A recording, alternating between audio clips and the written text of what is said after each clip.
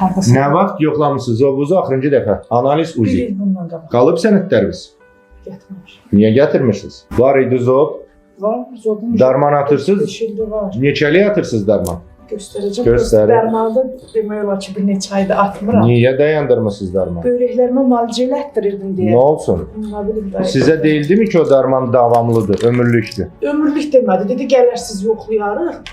Yox, deməli idilər. Neçə Az. müddətdir saxlamısınız darmanı? Hardasa bir 2 ay var. 2 ayda 2 ay, dayandırmısınız. 3 ay qədər. O darmanı qəbul eləyəndə o darmanla bir xeyir gördünüzmü?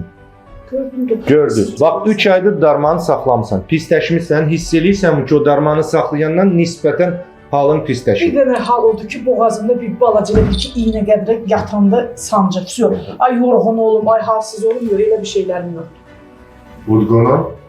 Amma vəzinizdə böyümə var. Sağ paydada düyün var. Hal-hazırda narahatçılığınız nədir?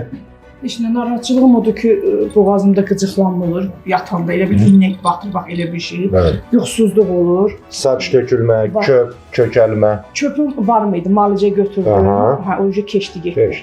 Yol gedəndə təngi nəfəs olursunuz. Hə, yol gedəndə, məsələn, tez-tez gedəndə, hə, belə sərbəst yeriyəndə yox. Pilləkən Sizi müayinə edəcəm. Böyük zobunuz var. Sağ payda düyüm hiss elədim.